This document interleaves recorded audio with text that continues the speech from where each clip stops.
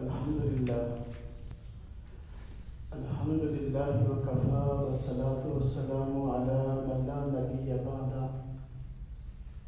أما بعد فأعوذ بالله من الشيطان الرجيم. بسم الله الرحمن الرحيم. وهو الله في السماوات والأرض. وقال الله تعالى في مقام آخر: الله خالق كل شيء. وقال الله تعالى في مقام آخر: وجعلنا من الماء كل شيء حي. آمنت بالله صدق الله العظيم وصدق رسوله النبي الكريم ونحن على ذلك من الشاهدين والشاكرين والحمد لله رب العالمين. اللهم صل على محمد وعلى آل محمد كما صليت على إبراهيم وعلى آل إبراهيم إنك حميد مجيد. اللهم بارك على محمد وعلى آل محمد كما باركت على إبراهيم وعلى آل إبراهيم إنك حميد مجيد. ہمارا یہ پہلا سالانہ دورہ آیات عقائد ہے اور باضابطہ اس کی پہلی نشست ہے. اسلام کے بنیادی عقائد اور نظریات اور قرآن کریم میں جو ان کے دلائل ہیں انشاءاللہ ہم کریں گے. اسلام کی بنیادی عقائد اور نظریات کیا ہیں؟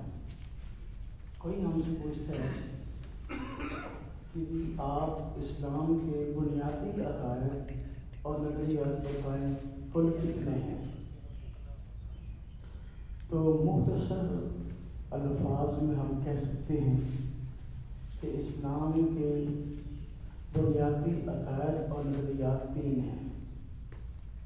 نمبر 1 عقیدہ توحید، نمبر 2 عقیدہ رسالت، نمبر 3 عقیدہ قیامت اور بعث بعد الموت. یہ اسلام کے 3 بنیادی عقائد اور نظریات ہیں. انشاءاللہ ہم تفصیل سے گفتگو کریں گے اور ان 3 بنیادی عقائد اور نظریات سے جو دیگر عقائد اور نظریات ثابت ہوتے ہیں ان پر بھی گفتگو کریں گے. ان 3 پر اگر ہم غور کرتے ہیں تو بنیادی عقائد اور نظریات سمٹ کر 2 رہ جاتے ہیں. نمبر 1 عقیدہ توحید، نمبر 2 عقیدہ رسالت. عقیدہ قیامت اور بعث بعد الموت، مرنے کے بعد زندہ ہونے کا نظریہ، یہ تو اس لیے ہے کہ اللہ رب العزت نے ہمیں اس دنیا میں اپنے حکموں کے مطابق زندگی گزارنے کے لیے بھیجا ہے. جو لوگ اللہ کی خوشی، اللہ کی مرضی کے مطابق زندگی گزاریں گے، ممنوعات سے پرہیز کریں گے، اللہ پاک نے بدلے کے لیے ایک دن مقرر کیا ہے اور اس کے بعد ہمیشہ ہمیشہ کی زندگی اللہ پاک عطا فرمائیں گے. اس کو ہم عقیدہ قیامت اور بعث بعد الموت کہتے ہیں. تو عقیدہ توحید انشاءاللہ اس کی وضاحت ہم اگلی نشست میں کریں گے. نظریات 2 رہ جاتے ہیں. نمبر 1 اللہ پاک کی ذات کو ماننا اور ایک ماننا اور اس کے بھیجے ہوئے پیغمبروں پر اور اس کی بھیجی ہوئی وحی پر اس کے منتخب نمائندوں کو نمائندہ تسلیم کرنا، اس کو عقیدہ رسالت کہتے ہیں. اور پھر اگر ہم اس چیز کو سمیٹیں تو نظریہ 1 رہ جاتا ہے، وہ ہے عقیدہ توحید. عقیدہ رسالت بھی در حقیقت عقیدہ توحید کو ہی ماننے کے لیے ہے. انبیاء علیہ والسلام رب تعالیٰ کو ہی منوانے کے لیے دنیا میں تشریف لاتے ہیں، اور رب تعالیٰ کی منوانے کے لیے اس دنیا میں تشریف لاتے ہیں۔ انبیاء علیہ والسلام اور رسل رب تعالیٰ کے نمائندے ہیں، تو اصل بات تو رب تعالیٰ کی ہوئی نا، تو عقیدہ توحید اصل ہے۔ اور رب تعالیٰ کی ذات اقدس، اس کو ذات میں ایک ماننا، صفات میں ایک ماننا، اس کا نام نظریہ توحید ہے۔ ہم انشاءاللہ اگلی نشست کے اندر اس کی وضاحت کریں گے۔ ابھی فی الحال ہم اس سے پہلے بطور تمہید کے ایک موضوع پر گفتگو کرنا چاہتے ہیں۔ وہ موضوع ہے ذات باری تعالیٰ کا ثبوت۔ رب تعالیٰ کی الہ کے ایک ہونے کا نظریہ یہ بات کا مسئلہ ہے۔ پہلا مسئلہ یہ ہے اس بات کو ہم تسلیم کریں کہ رب تعالیٰ کی ذات موجود ہے۔ جب سے یہ کائنات آباد ہوئی ہے اس وقت سے لے کر آج تک دنیا کے 99% لوگ رب تعالیٰ کے وجود کے قائل ہیں اور رب تعالیٰ کی ذات پر کسی نہ کسی درجے میں ایمان رکھتے ہیں۔ 99% لوگ شروع دن سے لے کر آج تک اس نظریے کے قائل ہیں۔ 1% لوگ معاشرے میں ایسے رہے ہیں اور آج بھی ہیں جو رب تعالیٰ کی ذات اقدس کے وجود کے قائل نہیں ہیں۔ ان کو ہم آج اپنی اصطلاح میں کہتے ہیں کہ دہریہ ہے، اسے ہم کہتے ہیں کیمنسٹ ہے، اسے ہم کہتے ہیں مادہ پرست ہے۔ تو جو لوگ رب تعالیٰ کے وجود کے قائل نہیں ہیں ان لوگوں نے رب تعالیٰ کی ذات اقدس کے وجود کے نفی کے لیے مختلف طرح کی شبہات پیش کیے ہیں۔ آج اس پہلی مجلس میں انشاءاللہ تعالیٰ ہم رب تعالیٰ کے ذات اقدس کے وجود اور رب تعالیٰ کی ذات اقدس کے اس بات پر بنیادی باتیں عرض کریں گے۔ جو بھی عقیدہ اور نظریہ ہم پیش کریں گے انشاءاللہ تعالیٰ اس نظریے کے دلائل قرآن کریم سے ذکر کریں گے۔ قرآن کریم آپ حضرات کے ہاتھوں میں ہے، 16 سطری قرآن کریم آپ کے پاس ہے۔ حافظ اور غیر حافظ حضرات کے لیے آیت کو تلاش کرنا انشاءاللہ نہایت آسان ہوگا۔ ہم نے 16 سطری کا انتخاب اس لیے کیا ہے کہ جب میں قرآن کریم کی آیت بتاؤں گا تو صفحہ نمبر بھی بتا دوں تو آیت ڈھونڈنے میں بہت آسانی ہوگی کہ صفحہ نمبر 16 سطری کا ایک ہی ہوتا ہے۔ ایسے انشاءاللہ سورت کی آیت نمبر، رکوع نمبر، پارہ یہ انشاءاللہ تفصیل سے بھی بتاؤں گا، لیکن آسانی کے لیے جب ہم کہیں گے فلاں صفحہ کھولو تو فوراً جو ہے نا آیت ملنا آسان ہو جائے گی انشاءاللہ۔ رب تعالیٰ کی ذات اقدس کا وجود یہ بدیہیات میں سے ہے، یعنی اتنا واضح ہے کہ کوئی عقل مند انسان اگر اس کی عقل اپنے صحیح زاویے پہ کام کر رہی تو اس کا انکار نہیں کر سکتا، لیکن اس کے باوجود میں نے عرض کیا کہ ہر دور میں کوئی 1% کے قریب لوگ لگے ہیں جو رب تعالیٰ کے وجود کا انکار کرتے ہیں۔ ہم ذات باری تعالیٰ کے وجود پر کچھ بنیادی باتیں عرض کرتے ہیں، پھر انشاءاللہ آیات کی طرف آئیں گے۔ اس دنیا کے اندر ہم دیکھتے ہیں کاریگر کوئی بھی چیز بناتا ہے تو اس کی بنائی ہوئی چیز کو دیکھ کر بنانے والے کی طرف ذہن جاتا ہے۔ ہم یہاں حال میں موجود ہیں، مختلف طرح کی چیزیں ہمارے گرد و نواح میں موجود ہیں۔ مائک میرے سامنے میں بول رہا ہوں تو مائک کی طرف نظر پڑی تو فوراً جس نے اس کو ایجاد کیا اس کی طرف ذہن گیا ہے کہ کوئی نہ کسی نے اس کو بنایا ہے۔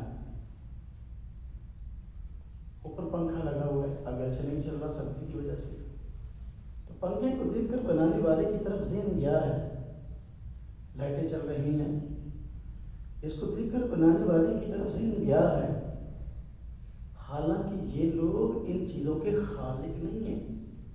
اللہ خالق کل شیء، رب تعالیٰ کی ذات اقدس ہر چیز کی خالق ہے، تو پھر یہ جو کاریگر ہے یہ کون ہے؟ یہ ان چیزوں کی موجد ہے۔ موجد ہونا اور بات ہے، خالق ہونا اور بات ہے۔ رب تعالیٰ کی ذات اقدس نے خود اعلان فرمایا قرآن کریم میں، اللہ خالق کل شیء، اللہ رب العزت ہر چیز کا خالق ہے۔ جتنی چیزیں گرد و نواح میں ہم دیکھ رہے ہیں، ساری کے ساری کائنات، ہم کہتے ہیں کہ ان تمام کائنات کی تمام چیزوں کے خالق رب تعالیٰ کی ذات اقدس ہے۔ بنایا بھی رب تعالیٰ کی ذات نے ہے، رب تعالیٰ کی حکمت کے تحت ہر چیز اپنے کام میں بھی لگی ہوئی ہے۔ جو جس چیز کے لیے بنائی گئی ہے تو وہ اس کام میں لگی ہے رب تعالیٰ کے حکم اور اس کے حکمت کے تحت۔ اللہ پاک نے اپنے بندوں کے ذہن میں یہ بات ڈال دی ہے کہ اس چیز کو یوں بناؤ، اب وہ بندہ اس چیز کو ایجاد کرتا ہے۔ ایجاد کا معنی خلق نہیں، ایجاد کا معنی سمجھ میں آئی کوئی چیز، رب تعالیٰ کی ذات کس نے سمجھائی، اور اس نے جو رب تعالیٰ کے ذہن میں بات ڈالی، اس نے ذہن میں آنے والی بات کے نتیجہ میں، نقشہ کے نتیجہ میں اس چیز پر محنت کی جہاں تک کہ وہ چیزیں وجود میں آ گئی۔ پیچھے رب تعالیٰ کی ذات ہے جو خالق بندے کے ذہن میں ڈالنے والی اس چیز کو یوں بنا۔ رب تعالیٰ کی ذات اقدس نے ساری کائنات بنائی ہے، اور رب تعالیٰ کی ذات اقدس نے ساری کائنات کو بنا کر بیکار نہیں چھوڑا، بلکہ اپنی حکمت کے تحت اس کو چلا بھی رہے ہیں۔ بنانے والی ذات بھی اللہ کی ہے، چلانے والی ذات بھی اللہ کی ہے۔ حضرت امام جعفر صادق رحمۃ اللہ علیہ، جو حضرت سیدنا علی المرتضیٰ رضی اللہ تعالی عنہ کی اولاد میں آپ کے چشم و چراغ ہیں، ایک آدمی نے آپ سے ذات باری تعالیٰ کے متعلق، ثبوت کے متعلق سوال کیا کہ ایسے ہمیں کیسے سمجھ میں آئے کہ ذات باری تعالیٰ موجود ہیں، ہمارا ذہن کیسے جائے اس طرف؟ آپ نے بطور مثال کے فرمایا کہ فرض کرو کہ تم ایک گہرے پانی میں گر گئے ہو، اور وہ پانی تمہارے سر سے اوپر چلا گیا، اور سر سے اوپر ہونے کی وجہ سے تم پانی میں گوتے کھا رہے ہو، اور غرق ہونے سے بچانے کے لیے بظاہر کوئی چیز موجود نہیں، نہ کوئی تختہ، نہ کوئی اور سپورٹ، کوئی چیز جس کا سہارا لے کر آدمی ڈوبنے سے بچ جائے، تو کیا تمہیں جب یہ نوبت پیش آئے کہ تم پانی میں ڈوبو، پانی تمہارے سر سے اوپر ہو جائے، اور سہارے کے لیے بھی کوئی چیز نہ ہو جس کے ذریعے تم ڈوبنے سے بچ سکو، تو کیا تمہیں بچنے کی امید ہے، زندہ رہنے کی امید ہے اس کے بعد؟ تو اس نے کہا جی امید تو ہے۔ فرمایا کہ یہ جو امید ہے نا، اسی امید کو قائم کرنے والے کا نام خالق ہے۔ حضرت سیدنا امام اعظم ابو حنیفہ رحمۃ اللہ علیہ ایک مرتبہ ایسے شخص سے مناظرہ کے لیے جاتے ہیں جو ذات باری تعالیٰ کا منکر تھا، تو آپ نے تمہیدی گفتگو یوں فرمائی، سوالی انداز اختیار کیا۔ اس سے گفتگو ایسی جگہ پر ہو رہی تھی کہ وہ سمندر کے کنارے پہ واقع تھی جگہ۔ آپ نے سوالی انداز میں فرمایا، اب مجھے بتاؤ کیا ایسا ممکن ہے کہ کوئی شخص دیکھیے کہ سمندر کے اندر درخت ہے اور وہ درخت خود کو خود ٹوٹا اور اس کے تختے بن گئے اور وہ تختے آپس میں خود بخود جڑ گئے اور جڑنے کے بعد کشتی تیار ہو گئی اور وہ کشتی تیرتے ہوئے کنارے پہ آئی. کوئی شخص اس کشتی میں سوار ہوا اور سوار ہونے کے بعد کشتی خود بخود چل پڑی یہاں تک کہ سمندر کے دوسرے کنارے اس نے اس شخص کو پہنچا دیا. تو کیا اس چیز کو تم تسلیم کرتے ہو؟ ایسا ہو سکتا ہے؟ تو کہنے لگا ایسا ہو ہی نہیں سکتا. درخت خود بخود کٹ جائے, خود بخود تختے بن جائیں اور خود بخود جڑ جائیں اور اس کے بعد کشتی بن جائے, وہ خود ہی بغیر کسی چلانے والے کے چل کے تیر کے کسی کنارے پہ آ جائیں اور بندے کو بٹھائے اور پھر خود ہی چلے بغیر چلانے والے کے اور دوسرے کنارے پہ جا کے اس کو ڈال دے. ایسا ہو نہیں سکتا. فرمایا ایک کشتی جو ایک اللہ رب العزت کی مخلوقات میں سے ایک چھوٹی سی مخلوق ہے, اس کے بعد تمہارا یہ خیال ہے خود بخود وجود میں نہیں آ سکتی اور بغیر کسی چلانے والے کے نہیں چل سکتی. اتنی بڑی کائنات بغیر کسی بنانے والے کے بن کیسے گئی اور اب جب چل رہی ہے بغیر کسی چلانے والے کے چل کیسے گئی؟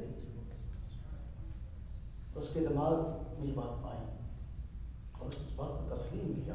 باقی یہ بات ہے. حضرت امام شافعی رحمۃ اللہ علیہ ایک ایسے شخص کے پاس بیٹھے ہیں, تشریف فرما ہے, جو ذات باری تعالیٰ کے بارے میں خوش بات رکھتا ہے. تو اپنی مثال سے اس کو ذات باری تعالیٰ یوں سمجھایا کہ دیکھو شہتوت کا درخت ہے. شہتوت جانتے ہیں؟ شہتوت کا درخت ہے, اس سے شہتوت پیدا ہوتے ہیں. اس شہتوت کو مختلف لوگ کھاتے ہیں. شہتوت میٹھا ہوتا ہے نا, اس کے رس کو مختلف لوگ استعمال کرتے ہیں. اب اسی شہتوت کو بکری کھاتی ہے تو نتیجہ مینگنی ہے. اسی شہتوت کو ریشم کا کیڑا کھاتا ہے تو نتیجہ ریشم ہے. شہد کی مکھی کھاتی ہے تو نتیجہ شہتوت تو ایک ہے, لیکن جس نے کھایا آگے نتیجہ مختلف.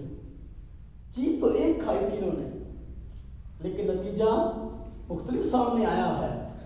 یہ جو ایک چیز کو کھانے کے بعد مختلف لوگوں کے نتیجے میں نتیجہ مختلف سامنے آیا ہے, یہ در حقیقت اس باری تعالیٰ کا کمال ہے جس نے اس شہتوت کو پیدا کیا اور جس نے ان مخلوقات کو پیدا کیا اور جس نے ان مخلوقات کے ذریعے ان تینوں طرح کے اثرات مرتب کیے.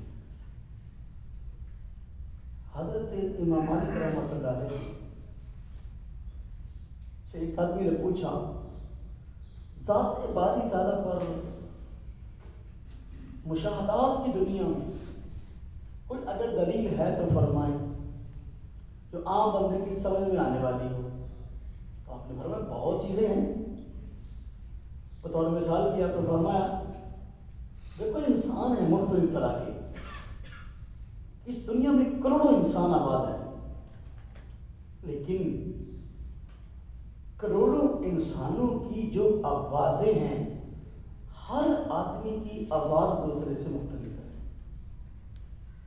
کروڑوں انسان ہیں, ہر انسان کی شکل دوسرے سے مختلف ہے. فرمایا کہ کروڑوں انسانوں کی آوازوں کا مختلف ہونا یہ کوئی اتفاق نہیں ہے. کروڑوں انسانوں کی شکلوں کا مختلف ہونا یہ کوئی اتفاق نہیں ہے, بلکہ یہ اس خالق کی کاریگری ہے جس نے ان تمام مخلوقات کو پیدا کیا ہے. آج کے اس ترقی یافتہ دور میں اس مثال کو ہم اور بھی ایک بہتر طریقے سے سمجھ سکتے ہیں. آج کل جال سازی عام ہے, 2 نمبری عام ہے. جال سازی سے بچنے کے لیے آج ایک بڑا جدید طریقہ نکلا ہے. پہلے ایسا ہوتا تھا نا کہ بس اوقات کوئی آدمی تھوڑی موٹی شکل دوسرے آدمی سے بنا لیتا ہے، اس طرح کا اسٹائل بنا لیتا ہے، جب وہ سر کوئی صورت شبہ بہن شکل تو نہیں بنتی، 2 نمبری کا شبہ تھا، باہر آنے جانے کے مسائل میں بس اوقات روکے ہوتے تھے، ایک آدمی ہے اس کی وزے میں بندی ہے تو وہ آدمی کسی اور طریقے سے ہیلا پانا کر کے باہر جانے کی کوشش کرتا ہے، یا اور کئی انداز سے مجرموں کو پکڑنے کے لیے، لوگوں کی شناخت کے لیے آج کا جدید طریقہ ایجاد ہوا ہے وہ فنگر پرنٹ کا ہے۔ پہلے ہم یہ بات سمجھ میں نہیں آتی تھی کہ جو آدمی نکاح ہے جب اور لکھت پڑھت کے معاملات ہیں، جو پڑھا لکھا ہے تو اس سے دستخط کروائے جاتے تھے، اور جو ان پڑھ تو اس کا انگوٹھا لگاتے تھے۔ انگوٹھے کا کیا فائدہ ہے؟ یہ کاغذ پہ لگا وہ کیا فائدہ دے گا؟ حیران کیوں ہوتی تھی، پتہ نہیں کیوں لگواتے۔ لیکن اب یہ بات سمجھ میں آئی اور ہر آدمی اس بات کو جان گیا کہ کسی بھی انسان کے فنگر پرنٹ دوسرے سے ملتے نہیں ہیں۔ کائنات کے ہر فرد کے فنگر پرنٹ دوسرے لوگوں سے مختلف ہے، اور یہ اس رب کی کاریگری ہے، اس رب نے جو ہے اس پوری کی پوری کائنات کو بنایا ہے، اس سے رب تعالیٰ کی ذات اقدس سمجھ میں آتی ہے۔ تو آج دیکھ لیں کہیں بھی آپ جاتے ہیں، کہیں بھی آپ جاتے ہیں بیرون ممالک میں، اب تو سیدھے کہتے ہیں کہ ہاں بھی فنگر پرنٹ لگاؤ، سارے انگلیاں لگا کس طرح لگاتے ہیں۔ اب اگر وہ آدمی پہلے آ چکا ہے، ہاں جی، یا وہ آدمی مشکوک ہے تو پھر فور مشین بول پڑتی ہے بھئی یہ وہی بندہ ہے، تو لہذا جتنی بھی اپنے چہرے پر تبدیلیاں لے آئے، ہاں جی، کسی بھی طریقے سے، لیکن وہ آدمی پہچانا جاتا ہے رب تعالیٰ کی ذات اقدس نے اربوں انسانوں کے اندر اس طرح کی امتیازات رکھی، اس سے رب تعالیٰ کی ذات سمجھ میں آتی ہے۔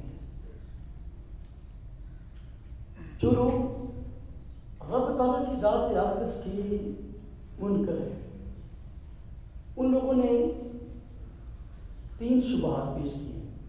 کتنے شبہات پیش کیے؟ 3 بنیادی شبہات پیش کیے کہ رب تعالیٰ کی ذات اقدس کے وجود کے اگر ہم منکر ہیں تو ہمارے 3 شبہے ہیں۔ نمبر 1، انہوں نے کہا کہ رب تعالیٰ کی ذات اقدس اس کا تعلق محسوسات سے نہیں ہے، وجدان سے نہیں ہے، تو چونکہ رب تعالیٰ کی ذات اقدس کو ہم محسوس نہیں کر سکتے، ہمارے وجدان سے باہر ہے، تو جب ایک چیز محسوس سے باہر ہے، وجدان سے باہر ہے، تو اس کا ثبوت کیسے مانا جا سکتا ہے؟ حالانکہ جواب بڑا خوشبسا ہے۔ ہم کہتے ہیں تمہاری حس خراب ہے اور تمہارا وجدان صحیح نہیں۔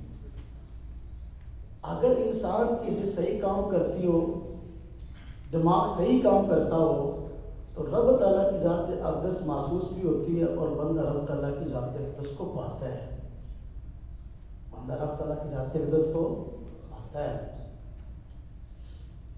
دیکھو ایک آدمی ہے، اس کو بخار ہے، اس کے ساتھ ایک صحت مند بندہ بیٹھا ہے۔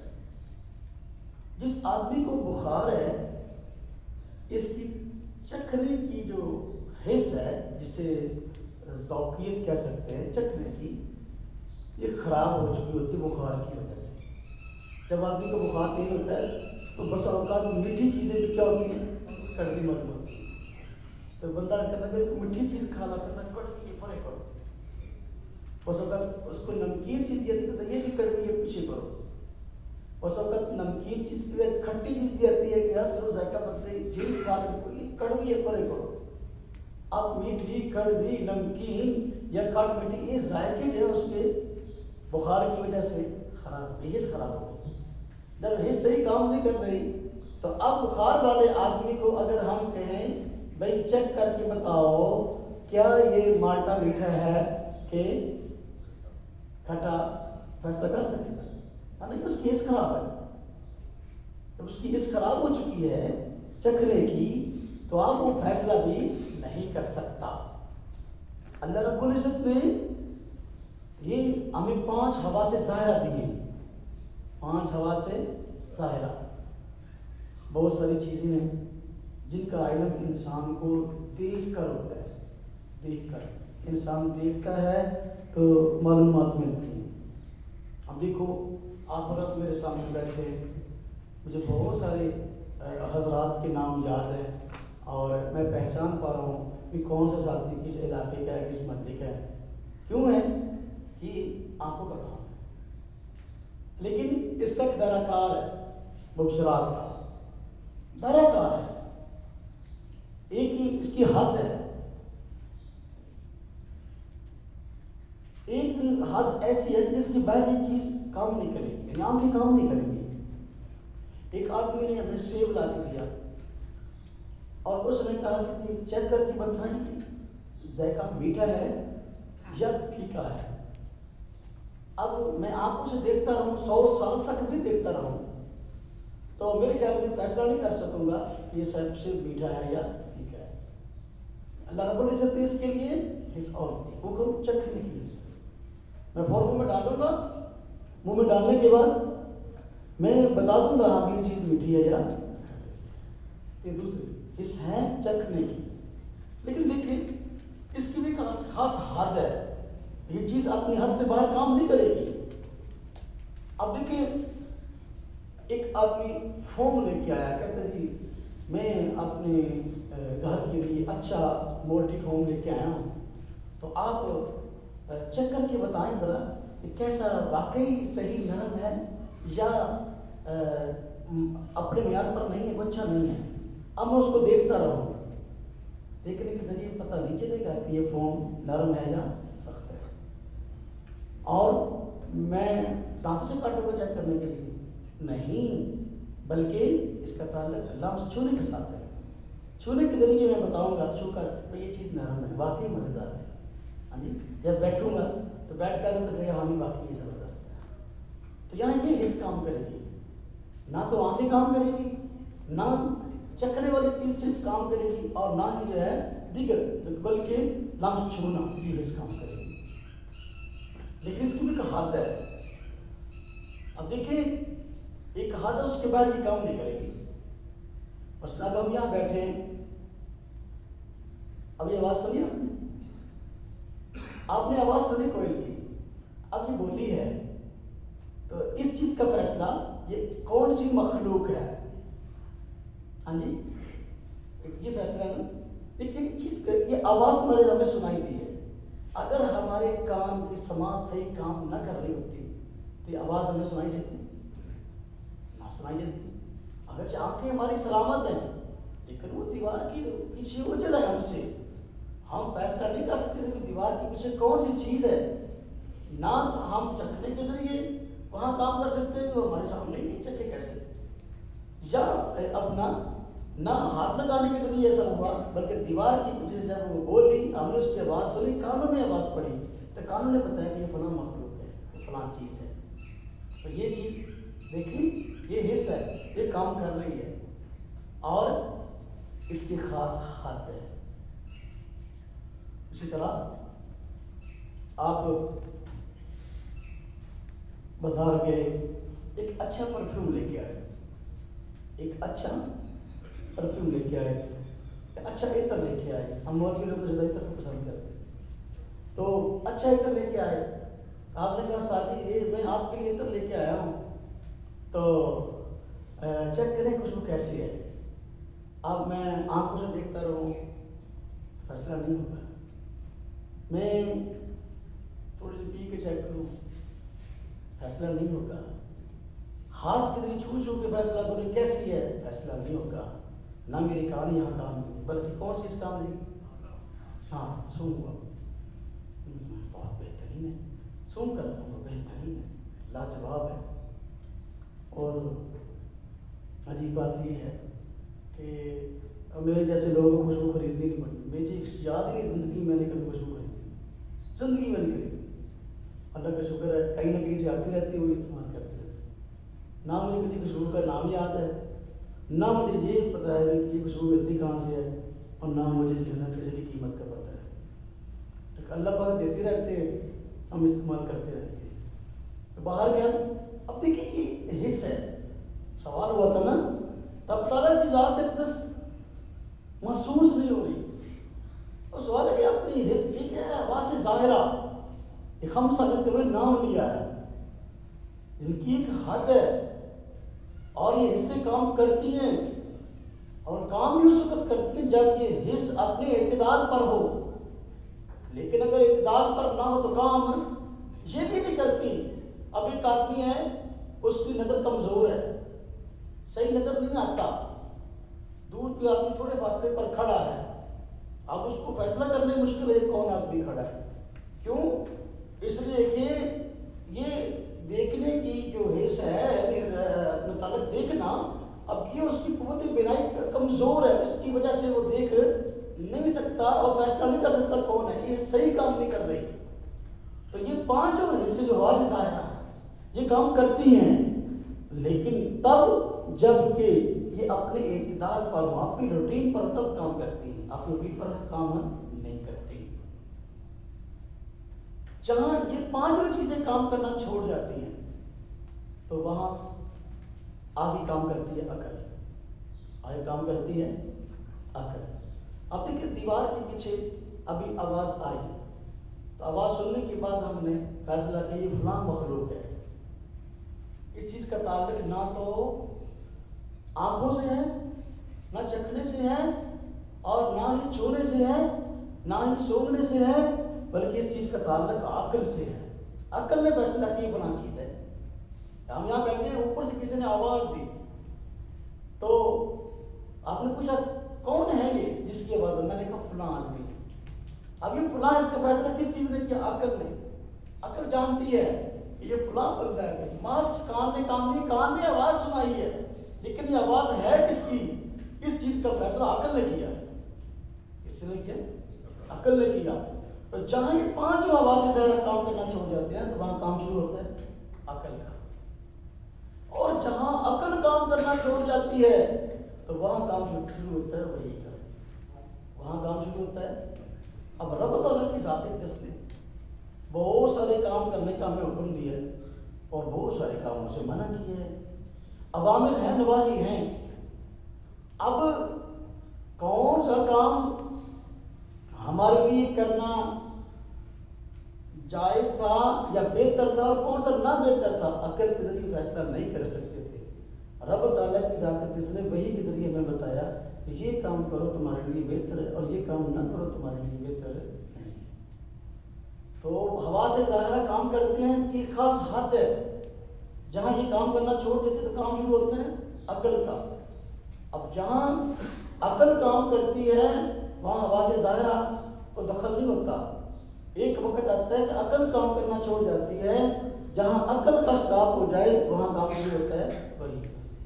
رب تعالیٰ کی ذات اقدس، رب تعالیٰ کی ذات اقدس کا تعلق حواس ظاہرہ سے نہیں ہے، بلکہ اس کا تعلق جو ہے حواس باطنہ سے ہے۔ رب تعالیٰ کی ذات اقدس محسوس کی جاتی ہے، انسان اپنی عقل کے ذریعے، اس کا تعلق معقولات کے ساتھ ہے۔ عقل کے ذریعے عقل سلیم ہو، عقل صحیح کام کرتی ہو تو رب تعالیٰ کی ذات اقدس کا کوئی آدمی انکار کر ہی نہیں سکتا۔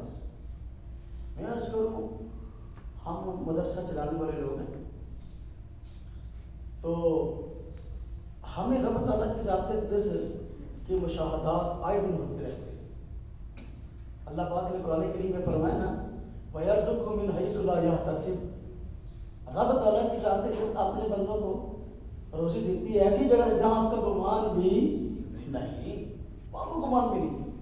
اس چیز کا مشاہدہ ہمیں مولویوں کو زیادہ ہوتا ہے بنسبت عام لوگوں۔ اللہ رب العزت رازق ہر مخلوق کی ہے، لیکن اللہ پاک عام بندے کو عام طور پر روزی دیتے ہیں وَيَرْزُقْهُ مِنْ حَيْثُ يَحْتَسِبُ، گمان کے مطابق، لیکن مولوی کو روزی دیتے ہیں میں نے اسے لایا عام طور پر۔ میں بعض مواقع کی بات نہیں کرتا۔ اب دیکھو ایک مزدور ہے، کام پہ گیا ہے، اس کو پتہ ہے رات کو میں کام کروں گا شام کو مجھے 800-900 ہزار روپے مل جائیں گے۔ ایک ماہانہ تنخواہ دار جو ہے وہ ورکر ہے، اس کو پتہ ہے میں ڈیوٹی پہ جا رہا ہوں، مہینے بعد مجھے 25,000-30,000 مل جانا ہے۔ یہ کون سی روزی ہے؟ وَيَرْزُقْهُ مِنْ حَيْثُ يَحْتَسِبُ، لیکن ہماری روزی، ہاں جی، ہمارے لیے بکرا کا پانا ہے، ہاں جی، پتہ ہی نہیں ہوتا۔ رب تعالیٰ کی ذات اقدس اچانک نہیں دیتے ہیں۔ تو ہم نے اللہ رب کی مدد اترتے ہوئے دیکھی ہے، اور رب تعالیٰ کی ذات پہ ایمان اور پختہ ہو جاتا ہے۔ باقی یا اللہ تو ہے، یا اللہ تو ہماری ضرورتوں کو دیکھ رہا ہے، یا اللہ تو ہماری التجاؤں کو سنتا ہے۔ رب تعالیٰ کی ذات اقدس کو عقل کے ذریعے محسوس کیا جا سکتا ہے۔ جس کا ایمان ہے رب تعالیٰ کی ذات اقدس پر، دن بہ دن اس کا ایمان بڑھتا ہی چلا جاتا ہے۔ جس کا ایمان نہیں ہے، اگر وہ اپنے عقل کا رخ صحیح کر لے، ایک وقت ایسا آتا ہے کہ خدا کی ذات اقدس کو مانے بغیر گزارا ہوتا ہی نہیں، بندے گزارا نہیں۔ میں اس پہ کئی واقعات میں اپنے دو چار واقعہ سناتا ہوں۔ ایک وقت ایسا ہوا کہ مہینہ ختم ہونے والا تھا، غالباً 28 تاریخ تھی۔ گھر والوں سے میں نے پوچھا کہ گھر میں مدرسے کے پیسے پڑے، تو مجھے کہنے لگے کہ پیسے جو ہے مدرسے کو تو بھی نہیں ہیں۔ تو میں نے کہا کہ دن تو ایک رہ گیا، تنخواہیں دینی ہیں، تو بات تو نہیں بنے گی، سادہ کو تو وظیفہ دینا پڑے گا۔ عصر کی اذان ہونے لگی، تو میں نے گھر والوں کو کہا کہ انہوں نے وضو کیا، نماز پڑھنے لگے، اذان شروع کی عصر کی۔ تو میں نے کہا کہ اللہ سے دعا کریں پردہ پر حال نکالے۔ میں بھی وضو کرنے لگ گیا، ادھر گھر کی بات ہے، تو میں وضو کر رہا تھا تو نیچے جو ہے نا دستک ہوئی، تو وضو کی گھنٹی بجی، تو وضو کر کے میں نیچے گیا تو موٹر سائیکل پہ دوست کھڑا تھا، تو مجھے کہہ رہے قاری صاحب یہ مدرسے کو پیسے دیں گے۔ تو جب میں نے پیسے پکڑے دیکھا تو جتنی اساتذہ کی تنخواہیں بنتی تھی اتنے پیسے تھے۔ وضو کرتے ہوئے ہم دعا پڑھتے نا، اللہم اغفر لی ذنبی واغفر لی داری وبارک لی فی رزقی۔ میں وضو کرنے لگا، یا اللہ بارک لی فی رزقی، اللہ برکت دے، یا اللہ تو ذات ہے، اب ہمیں تو پتہ نہیں کہاں سے آنے پیسے۔ اللہ پاک کی ذات ہے، اس نے اس وقت انتظام کر کے دکھا دیا۔ پچھلے سال 3 دنوں کی بات، وفاق مدارس کے امتحان ختم ہوئے، آخری دن تھا، ہمارے بچوں نے یہاں تہ خانے میں، اس وقت تہ خانہ بنیادی حالت میں تھا، تو یہاں جو ہے بچوں نے دعوت کی تھی سالوں میں، مہینہ ختم ہونے میں کو 8-10 دن رہتے تھے۔ تو میں نے کہ میں ضروری کام سے ہمارا جو بھائی گھر ہے، تو میں وہاں گیا، تو کوئی کام تھا ضروری، تو واپس آ رہا تھا، بچوں نے فون کیا جی ساتھی آ گئے ہیں سارے، تو آپ بھی آ جائیں۔ میں سوچتا تھا یا اللہ اگر میرے پاس پیسے ہوتے تو ساتھوں نے جو ظاہر بات ہے اکثر ایسے ہیں پڑھا کے چلے جاتے ہیں، تو میرے پاس پیسے ہوتے تو میں سب کو ان کا وظیفہ تنخواہ دے دیتا کہ اللہ پیسے نہیں ہے انتظام کر دے۔ میں یہ اجانا سوچتا ہوا آ رہا ہوں اور روڈ کراس کرنے لگا، تو میں نے آدھے سے روڈ کراس کر لیا، پیچھے سے لڑکا اس نے اچانک میرا بازو پکڑا، تو میں گھبرا جس طرح سے گھبراتا ہے نا اس طرح ہوا، تو کھائے سب پاس ہو میں کہتے ہیں مدرسے کے لیے پیسے دے دیتے، تو میں نے پیسے پکڑے، جتنی تنخواہیں تھیں اتنے پیسے تھے، تو میں آیا، میں نے ساتھ کو بتایا، میں کیا بچوں کو سامنے بیٹھے میں بتایا، میں کہا دیکھو میں یہ سوچتا آ رہا تھا یا اللہ تو انتظام کر دے، تجھے پتہ ہے تو نے کیسے انتظام کرنا ہے، تو اللہ پاک کی ذات نے انتظام کر دیا۔ میں نے کہا اللہ پاک نے مجھے پیسے دیے، 10 دن پہلے دے دیے، تو میں آپ کو بھی دے، تو اللہ تعالیٰ کی ذات نے ایمان والوں کو محسوس ہوتی ہے، اور رب تعالیٰ کی ذات اقدس بندوں کی مدد کرتی ہے۔ ایک مومن آدمی جس کا رب تعالیٰ کی ذات اقدس پہ ایمان ہے، دن بدن اس کا ایمان بڑھتا ہی چلا جاتا ہے، بڑھتا ہی۔ مدرسے کی جگہ خریدی تو 70 لاکھ قریب رقم تھی، اور جس آدمی پہ 70 لاکھ قرضہ ہو آپ کو پتہ ہے اس کی کیا حالت ہوتی ہے، بڑی پریشانی تھی۔ تو ان حالات میں ہم نے وعدہ کیا تھا کہ اس رمضان میں کچھ پیسے دیں، کچھ اگلے رمضان میں دیں، تو ہر وقت یہی پریشانی تھی کہ اللہ یہ پیسے اتار دیں، یا اللہ یہ پیسے اتار دیں۔ بڑے عجیب و غریب واقعات پیش آئے۔ میں رمضان شروع تھا، بلکہ رمضان سے کچھ دن پہلے کی بات ہے، میں کریم ٹاؤن میں رونق زمان صاحب ہے، ان کے یہاں پروگرام تھا، بیان کے لیے گیا۔ مجھے ایک لڑکے نے فون کیا، باورپنڈی اسلام آباد میں مجھے فون کیا، مسئلہ پوچھا، میں نے بھی پوچھتا رہتا تھا، اب جانے ہیں مسئلے بہت سے لوگ پوچھتے ہیں، بھائی 23,000 بندہ جو میرے ساتھ ایڈ ہے اس سے پوچھتے ہیں، مسئلہ پوچھا پوچھنے کے بعد مجھے کہنے لگا جی میں نے وظیفہ پوچھنا ہے. میں نے کہا جی کس چیز کہتا ہے جی میرے ذمہ قرض ہے 2-3 لاکھ ہے اس میں قرض ہے تو وظیفہ بتا دیں. میں نے ادائیگی قرض کی جو مصنون دعائیں ہیں تو میں نے وہ بتائیں, میں نے کہیں پڑھے. تو میں نے کہا کہ آپ بہت پریشان ہیں, آپ پریشان نہ ہوں, تو آپ کے ذمہ پہ اتنا قرض ہے تو میرے ذمہ اتنا ہے. میں نے اپنا بتا دیا. تو وہ بیچارہ جو ہے نا میرے قرضے کی وجہ سے بڑا پریشان ہوں, حالانکہ میرا کوئی تعلیم آج تک میں اس سے ملا نہیں. تو بیچارہ پریشان ہوا. خیر کہتا ساجی آپ میری دعا کریں میں آپ کے لیے کروں. اب اس کا 2-3 دن بعد مجھے فون آیا, مجھے کہنے لگا تو ساجی آپ کو کوئی اکاؤنٹ نمبر نہیں ہے بینک اکاؤنٹ؟ تو میں نے کچھ پیسے بھیج دیے. میں نے کہا بیٹا اکاؤنٹ نمبر کی ضرورت کیا ہے, جائز کیش کا نمبر ہے تو جائز کیش کے ذریعے بھیج دو. میرے ذہن میں تھا کہ یہ بندہ مقروض ہے, خود مجھ سے قرض کا وظیفہ پوچھا ہے تو مجھے کتنے پیسے بھیجے گا, 2000 بھیج دے گا, 1000 بھیج دے گا, 500 بھیج دے گا, 5000 بھیج دے گا. تو میں نے کہا یہ جائز کیش اکاؤنٹ اس پہ بھیج دو. کہتے نہیں سارے پیسے زیادہ ہیں, آپ مجھے نا بینک اکاؤنٹ دیں.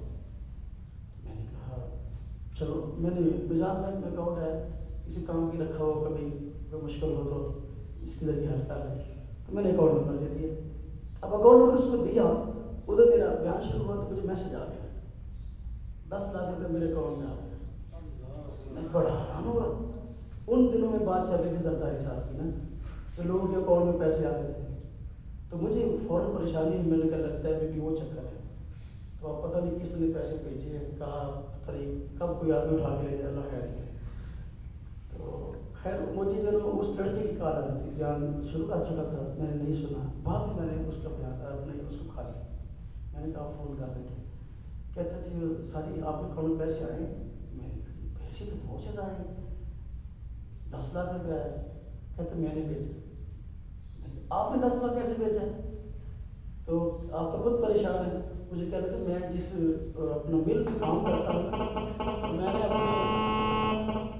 نے اپنے مل کے مالک سے بات کی تھی کہ ہمارے ایک استاد ہے, انہوں نے مدرسے کے لیے جگہ لی ہے, تو وہ ان کے ذمہ بہت زیادہ قرضہ ہے, آپ کو اللہ پاک نے بہت زیادہ دیا ہے, تو آپ اللہ کے راستے میں دیں, اللہ آپ کو اجر دے گا. کہتے اس نے مجھے 10 لاکھ کا چیک کاٹ کے دے دیا. تو میں نے وہ 10 لاکھ آپ کے اکاؤنٹ میں جمع کرا دیا. میں بڑا حیران ہوا. میں نے کہا یا اللہ, خیر تو میں نہیں سنا ہے, تصویر والی عجیب مثال ہے. وہ لڑکا زندگی میں کبھی مجھے نہیں ملا, اور وہ بندہ جہاں وہ کام کرتا تھا, جس نے پیسے بھیجے, وہ تو خیر کبھی زندگی میں بات بھی اس سے نہیں ہوئی. تو اللہ پاک کی ذات تقدس نے اس طرح یہ مدرسے کے پیسے اتارے, میری عقل حیران. جو لوگ آج اللہ تعالیٰ کی ذات تقدس کا انکار کرتے ہیں تو سمجھ میں نہیں آتا کہ کیسے انکار کرتے ہیں. اگر نہ ایک مومن آدمی کو رب تعالیٰ کی ذات اقدس کا اقرار کیے بغیر کوئی راہ نہیں ہے. آج جو لوگ رب تعالیٰ کی ذات اقدس کا انکار کرتے ہیں, داعی ہیں, ان کی اکثریت مادہ پرستوں کی ہے. مادہ پر سمجھتے ہیں, ہم کہتے ہیں یہ کائنات رب تعالیٰ کی ذات اقدس نے بنائی ہے, اور رب تعالیٰ کی ذات اقدس نے حکمت کے تحت بنائی ہے, اور اس میں مخلوقات کو پیدا کیا, ایک خاص نظام اور حکمت کے تحت پیدا کیا ہے, اور یہ نظام ایک خاص حکمت کے تحت چل رہا ہے, اور اس کے ساتھ ترتیب چل رہی ہے. لیکن جو مادہ پرست ہے وہ کہتے نہیں, یہ اتفاقاً ایک معاملہ پیش آیا ہے کہ اتفاقاً ایسا ہوا, سب سے پہلے ایک مادہ وجود میں آیا, مادہ ذرہ. اب اس کی تشریح چارے خود نہیں کر سکتے مادہ کیا ہے. میں اگلے شبہ کے جواب میں بتاؤں گا کہ وہ مادہ کیا ہے, اس تشریح خود نہیں کر سکتے. سب سے پہلے کہ ذرہ مادہ وجود میں آیا, وہ مادہ وقتاً فوقتاً جو ہے اپنی شکلیں بھی چینج کرتا رہا اور پھیلتا بھی گیا, جہاں تک کہ ساری کی ساری کائنات سے وجود میں آیا. اب اس مادے سے آگے ساری کی ساری کائنات بنی ہے. ہم کہتے ہیں ساری کائنات کا خالق کون ہے؟ اللہ خالق کل شیء. وہ کہتے ہیں ہر چیز کا خالق مادہ ہے. اور اس بات عجیب بات ہے, رب تعالیٰ کی ذات بصیر ہے, رب تعالیٰ کی ذات سمیع ہے, رب تعالیٰ کی ذات اقدس. ہم جن کو رب مانتے ہیں وہ سننے والا بھی ہے, وہ دیکھنے والا بھی ہے. جس کو وہ رب مانتا ہے مادہ, تو وہ اندھا بہرا ہے. عجیب بات ہے کہ نہ ماننے پہ آئے تو سمیع و بصیر ذات کو نہ مانے, اور ماننے پہ آئے تو اندھے بہرے کو بھی رب مانے بیٹھا ہے. دیکھیے انسان ہے, ہم سمجھتے ہیں کہ انسان رب تعالیٰ کی ذات اقدس نے مخلوقات میں سے ایک عظیم مخلوق پیدا کی ہے. دنیا کی ساری مخلوقات انسان کے فائدے کے لیے پیدا کی ہے، اور انسان تمام مخلوقات میں ایک اعلیٰ مخلوق ہے، اور انسان اس دنیا کے اندر رب تعالیٰ کا خلیفہ ہے. قرآن کریم میں ارشاد ہے کہ رب تعالیٰ کی ذات اقدس نے جب انسان کو پیدا کرنے کا ارادہ فرمایا تو فرشتوں کے سامنے اظہار فرمایا، کیا فرمایا؟ انی جاعل فی الارض خلیفہ، کہ میں زمین میں اپنے نائب پیدا کرنا چاہتا ہوں. یہ انسان کی شان ہے. جبکہ مادہ پرست جو خدا کے وجود کا منکر ہے وہ کیا کہتا ہے؟ وہ کہتا ہے انسان جو ہے، انسان تو یہ تو اپنا مادہ کی بدلتی آگے شکلوں میں شکلیں، مادہ مختلف شکلیں اپناتا رہا، چینج کرتا رہا، جہاں تک کہ جاندار اشیاء وجود میں آ گئے، جانور وجود میں آ گئے، اور جانور آگے جو ہے وقتاً فوقتاً شکلیں چینج کرتے رہے. تو جانوروں میں سے ایک جانور بندر وجود میں آ گیا، اور بندر جو ہے وقتاً فوقتاً جو ہے شکلیں چینج کرتا رہا، آخر کار اس سے انسان وجود میں آ گیا. اب یہ جو کیلیفورنیا یونیورسٹی ہے، یہ دنیا کی بڑی یونیورسٹیوں میں سے ہے. وہاں یہ فلسفہ پڑھایا جاتا ہے جو آج باقاعدہ سائنس کی روح سے ناکام ثابت ہو چکا ہے. آج کے سائنسدان بھی اس کو غلط ثابت کر چکے ہیں. ایسا ہے ہی نہیں، اور اس پر کوئی دلیل موجود نہیں ہے. جو مادہ پرست وہ کہتے ہیں انسان وجود میں آیا ہے، اور انسان یہ بندر کی ترقی یافتہ شکل ہے. میرا اس پہ بیان نظریہ ارتقا تفصیلی یوٹیوب پہ چڑھا ہوا ہے، سرگود مرکز کا بیان ہے، تفصیلی اس پہ میں نے گفتگو کی ہے. میں تھوڑا سا اشارہ کرتا ہوں اس پہ کہ دیکھیں وہ کہتا ہے انسان بندر کی ترقی یافتہ شکل ہے، اور اتفاقاً ایسا ہوا کہ مختلف چیزیں مختلف شکلیں بدلتی رہی، یہاں تک کہ جاندار اشیاء میں جانور وجود میں ہے. پھر آگے سے آگے ترقی ہوتی رہی کہ معاملہ ہوا کہ بندر سے آگے انسان بن گیا. ہم کہتے ایسا نہیں ہے.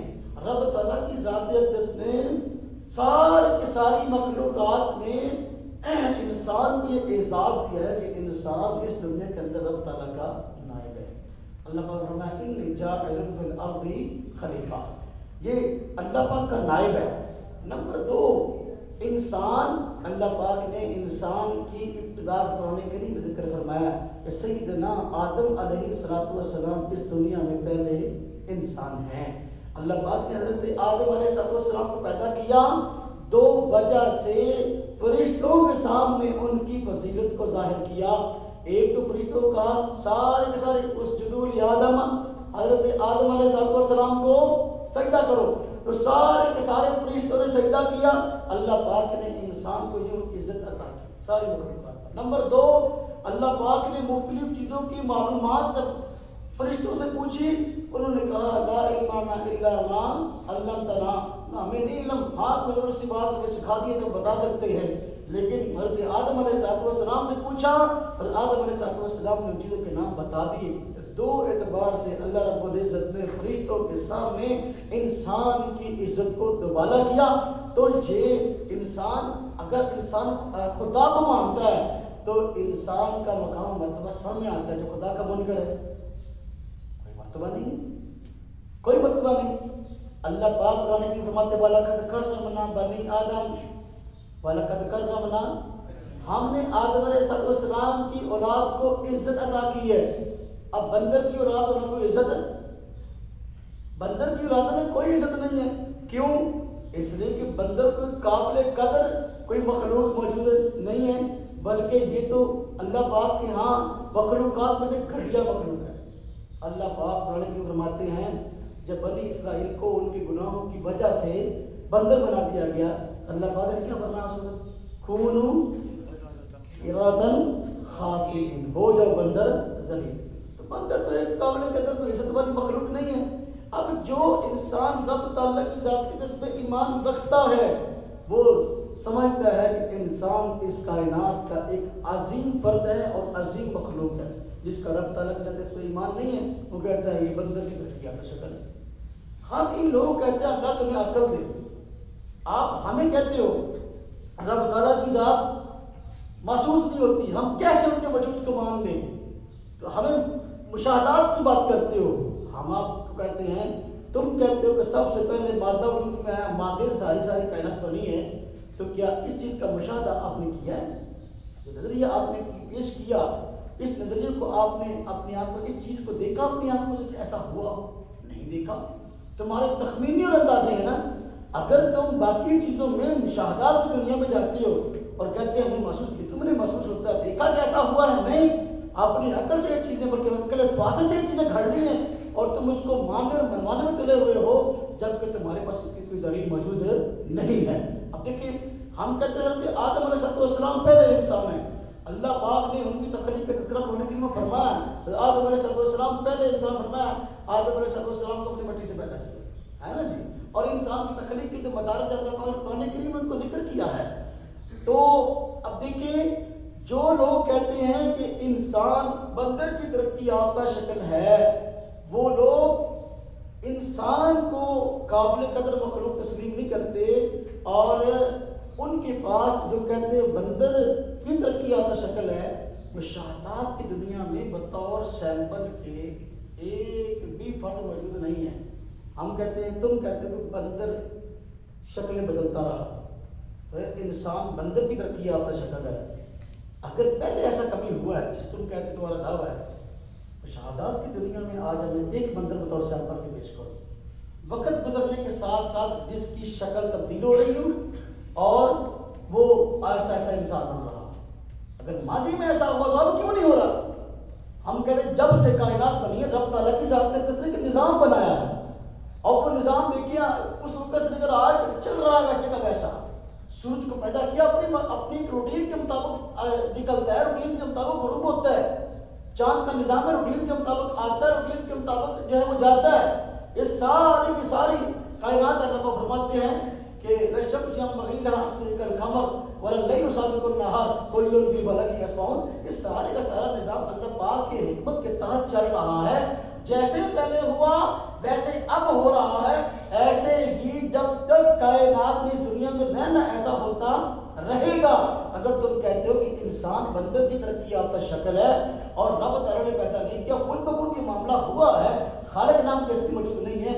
آج جانوروں پر کتنی تحقیقات ہو رہی ہیں، مستقل ٹی وی چینل بنے ہوئے ہیں جانوروں پر. ان کو ٹی وی چینلوں کا موضوعی جانور ہیں اور ایک ایک جانور کے متعلق تحقیقات بتائی جاتی ہے کہ یہ جانور فلان جگہ پہ پیدا ہوتا ہے اور فلان جگہ پہ رہتا ہے، اس کی فلاں خوراک ہے، اس کی اتنی زندگی ہوتی ہے اور یہ اس کی ضروریات ہیں، اس طرح کی آب و ہوا اس کو میسر ہوتی ہے، یہ اس کا ماحول ہوتا ہے. پوری کی پوری تفصیل بتائی جاتی ہے. اس کی نسل آگے یوں بڑھتی ہے، اتنی اس کی عمر ہوتی ہے. ساری تفصیلات جانوروں پر بتائی جاتی ہیں. مستقل ٹی وی چینل بنے ہوئے ہیں. میں ایسے عبادت پرستوں کو جو رب تعالیٰ کی ذات دس کے منکر ہیں، میں بطور چیلنج کی بات کہتا ہوں، آج اس ترقی یافتہ دور کے اندر دنیا کے عجائب گھروں کے اندر بطور سیمپل کے ہمیں ایک بندر دکھا دے وقت گزرنے کے ساتھ ساتھ جس کی شکل انسان کی بن رہی ہو اور مشاہدات کی دنیا میں ایک اس کی مثال موجود ہو، انشاءاللہ قیامت آ سکتی ہے. ایسے مادہ پرست لوگ بطور سیمپل کے ایک بندر بھی پیش نہیں کر سکتے. جب ایسا نہیں ہے تو پھر مشاہدات کی دنیا میں تم رب تعالیٰ کے معاملے میں دلیل کیسے چاہتے ہو؟ رب تعالیٰ کی ذات ہے کس نے قرآن کریم کے اندر مشاہدات کی دنیا میں بڑے دلائل پیش کیے، اپنے وجود کی بڑے دلائل پیش کیے. انشاءاللہ اس کو جاتے ہیں. تو میں عرض کر رہا تھا کہ جو لوگ رب تعالیٰ کی ذات اقدس کے منکر ہیں، انہوں نے پہلا شبہ پیش کیا کہ رب تعالیٰ کی ذات حس اور وجدان سے حس اور وجدان علم کی یقینی ذرائع ہیں اور رب تعالیٰ کی ذات کو اسے ثابت نہیں کیا سکتا. ہم کہ تمہاری حس خراب ہے، تمہارا وجدان ہی خراب ہے، وگرنہ انسان کی حس جو صحیح کام کرتی تھا ہو ہی نہیں سکتا. لہذا اس چیز کا تعلق اگر حواس ظاہرہ سے دیکھیں، اگر حواس ظاہرہ صحیح کام کرتے ہو، اس کے باوجود ان کا اپنا دائرہ کار ہے، اس کے باوجود حواس ظاہرہ کے ذریعے سے بھی رب تعالیٰ کی ذات سمجھ میں آتی ہے، حواس باطنہ کے ذریعے سے بھی رب تعالیٰ کی ذات سمجھ میں آتی ہے. اور رب تعالیٰ کی ذات کا اقرار کیے بغیر کسی انسان کے پاس گزارا ہی نہیں ہے. اب دوسرا شبہ انہوں نے پیش کیا کہ آپ خود کہتے ہو کہ رب تعالیٰ کی ذات اقدس کی کنوں اور حقیقت جو ہے اس کو بیان نہیں کہہ سکتا. رب تعالیٰ کی ذات کی حقیقت معلوم نہیں ہے. جس ذات کی حقیقت معلوم نہیں ہے، کنہ معلوم نہیں ہے، تو دوترفہ موجود نہیں ہے، تو اس چیز کو ثابت کیسے مانا جا سکتا ہے؟ یہ رب تعالیٰ کی ذات میں تو خود کہتے ہیں کہ ان کی حقیقت معلوم نہیں ہے، جس چیز کی حقیقت معلوم نہیں ہے اس کا ثبوت کیسے ہوگا؟ ہم کہتے ہیں اللہ پاک تمہیں عقل دے، اور جس مادے کو تم پجاری ہو اور تم کہتے ہو مادے کی وجہ سب کچھ وجود میں ہے، اندھے بہرے مادے خدا سمجھے ہوئے ہو، اس مادے کی حقیقت کیا ہے اس کے متعلق میں ہوتا ہوں۔ آج تک اتنی ترقیاں ہونے کے باوجود، تحقیقات ہونے کے باوجود مادے کے بارے میں تو نہیں بتا سکتے اس کی اصل حقیقت کیا ہے۔ روح کے وجود کو ساری کائنات مانتی ہے، روح کے وجود کو ساری کائنات مانتی ہے، لیکن روح کی حقیقت کیا ہے؟ روح کی حقیقت کیا ہے بتا سکتا ہے؟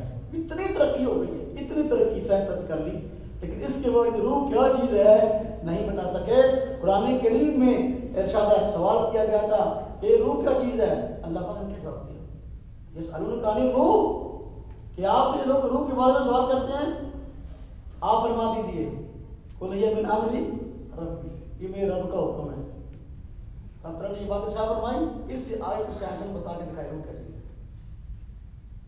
یہ کیا کہتے ہیں جس چیز کی حقیقت معلوم نہیں اس کا ثبوت نہیں ہے، روح کا ثبوت تم خود مانتے ہو کہ روح دنیا میں موجود ہے، اور روح انسان کی زندگی میں موجود ہے، انسان کے اندر ذات میں موجود ہے۔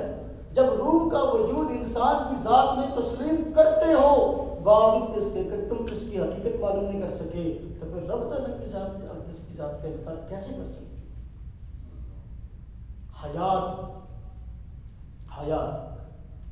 موت ہے، اللہ فرماتے ہیں الذی خلق الموت والحیات لیبلوکم ایکم احسن عملا۔ اللہ پاک نے موت کو پیدا کیا، حیات کو پیدا کیا۔ حیات کیا چیز، زندگی کیا چیز ہے؟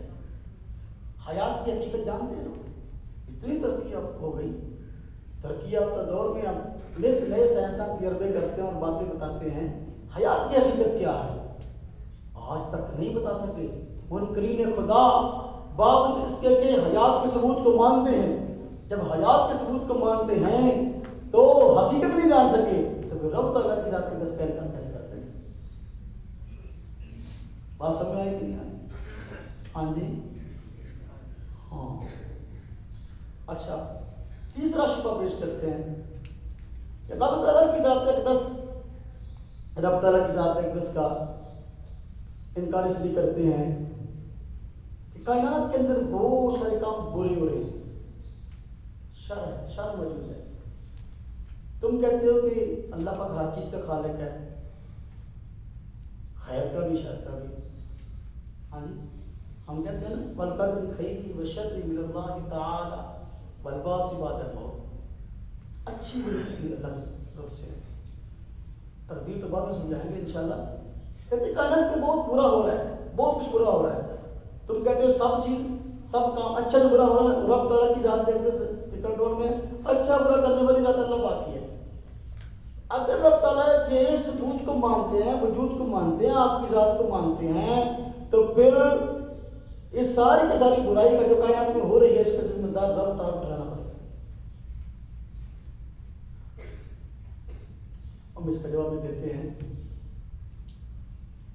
رب تعالیٰ کی ذات ایسی ہے کہ وہ شر سے بھی خیر نکال دیتی ہے، اس کی سینکڑوں نہیں، اس کی ہزاروں مثالیں موجود ہیں کہ رب تعالیٰ کی ذات کے دس بسا اوقات شر سے خیر کو نکال دیتے ہیں، شر سے خیر کی پل نکالتے ہیں۔ اگر دنیا میں کوئی شر ہے اس کے پیچھے رب تعالیٰ کی حکمتیں چھپی ہوئی ہیں۔ اب ایک چیز ہے، کسی درجے میں اس کا شر بھی ہے، کسی درجے میں اس کو خیر کا پہلو بھی ہے، اس میں رب تعالیٰ کی حکمت۔ آگ ہے، آگ، یہ رب تعالیٰ کی مخلوق ہے، اللہ پاک نے اس کو پیدا کیا ہے۔ اب آگ کے اندر اب دیکھیں خیر کا پہلو بھی ہے، شر کا پہلو بھی ہے۔ خیر کا پہلو کیا ہے؟ آپ آگ کو استعمال کریں، کھانا پکانا ہے، سردی ہے، پانی بہت ٹھنڈا ہے، آپ نے غسل کرنا ہے، پانی گرم کرے، استعمال کریے، کیا خیر کے پہلو ہے؟ ہاں جی، آپ کو سردی بہت زیادہ لگ رہی ہے، ٹٹ رہے ہیں، برف پڑ رہی ہے، تو آپ آگ جلائیں، اپنے قریب رکھیں اور ہاتھ کو اس کے اوپر رکھیں، آپ جامل کرنے ہیں، سیک لو ہاتھ پیر ذرا. یہ کیا ہے؟ یہ خیر کا پہلو ہے. اسی آگ کے اندر دوسرے آدمی کو ڈال دو وہ جل جائے، یہ کیا ہے؟ شر کا پہلو ہے. تو رب تعالیٰ کی ذات ہے جس نے اگر کسی ایک درجے میں کسی چیز کے اندر شر کا پہلو رکھا ہے لیکن اس کے اندر خیر کا پہلو بھی رکھا ہے. اب یہ بندے کی مرضی ہے اس کو بطور خیر کے استعمال کر لے، بطور مال ہے، مال اللہ کی طرف سے نہیں آتا ہے. انما اموالکم واولادکم فتنہ، تمہارا مال تمہاری اولاد تمہارے لیے آزمائش ہے. بعض لوگ مال ہیں اللہ کی نعمت سمجھ کر اس کو صحیح جگہ پر استعمال کرتے ہیں، قدردانی سے استعمال کرتے ہیں، برے کاموں میں استعمال نہیں کرتے. یہ مال کا خیر کا پہلو ہے. بعض لوگ ہیں مال ہے شرابیں پیتے ہیں، جوئے کھیلتے ہیں اور ہر طرح کے نجائز کام کے اندر مال کا استعمال کرتے ہیں. یہ کیا ہے؟ شر کا پہلو. تو دیکھیں اس کائنات کے اندر اگر شر ہے تو بسا اوقات اس شر کو اختیار کرنے کی طرف تعالیٰ کے ساتھ حکم نہیں دیا، بندہ خود اس کو اختیار کرتا ہے. اب مال دیا ہے، مال بطور نعمت کیا ہے، بندے کی مرضی ہے کہ اس کو جو ہے خیر کے کام میں استعمال کر لے، بندے کی مرضی ہے اس کو شر کی جگہ پہ استعمال کر لے. پانی ہے، پانی میں خیر غالب ہے. ہر جاندار چیز کی تخلیق پانی سے ہوئی ہے. رب تعالیٰ کی ذات ہے، اس نے بڑی دادی سے بات فرمائی کرنا وجعلنا من ماء كل شيء حي. جتنی جاندار چیزیں ہیں سب اللہ پاک نے پانی سے پیدا کی ہیں. آج سائنسدان لے جو رب تعالیٰ کی ذات ہے کہ اس کے منکر ہیں، کوئی ایسی جاندار چیز جو پانی سے پیدا نہ ہو رہی ہے، لے آئے ایسے.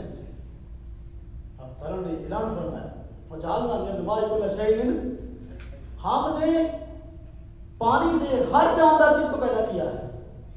یہ رب تعالیٰ کا اعلان ہے، رب تعالیٰ کا دعویٰ ہے. سائنسدان رب تعالیٰ کی ذات ہے جس کا انکار کرنا چاہتے ہیں تو بطور مقابلے میں ایک چیز ایسی پیش کر دیں جو کہ جاندار ہو، پانی سے پیدا ہو. تو یہ رب تعالیٰ کی ذات پانی ہے. اب اس میں خیر کا پہلو غالب ہے. پانی کو پیاس لگی، ہم پانی کو استعمال کریں. ہمیں گرمی محسوس ہو رہی ہے، ہم پانی سے غسل کریں. ہمیں تھکاوٹ ہے، ہم غسل کریں تو ہماری تھکاوٹ ہو جاتی ہے. اور پانی ہمارے کھانوں میں استعمال ہوتا ہے. پانی کے ذریعے ہم اپنے کپڑے دھوتے ہیں، پانی کے ذریعے گھر کی صفائی ستھرائی کرتے ہیں. اب پانی میں سارے کون سے ہیں؟ خیر کے پہلو ہیں. پانی دریاؤں میں ہے، سمندروں میں ہے، اس کے اندر مچھلیاں ہیں جو کہ پانی کی وجہ سے زندہ ہیں. پانی مچھلی کو پانی سے نکالو تو کیا ہو جائے گا؟ بیچاری تڑپ کے فوراً. یہ پانی میں خیر کے پہلو ہیں. اب اسی پانی میں شر کا پہلو بھی نکل سکتا ہے. کوئی آدمی یہ پانی دریا ہے، سمندر ہے، گہری کھائی ہے، کوئی گہری نہر ہے، کوئی آدمی کسی انسان کو پکڑے اور سمندر میں پھینک دے یا خودکشی کرے، بڑی نہر کے اوپر پل پہ چڑھ کے چھلانگ لگا دے اور ڈوب کے مر جائے. یہ کیا ہے؟ شر ہے.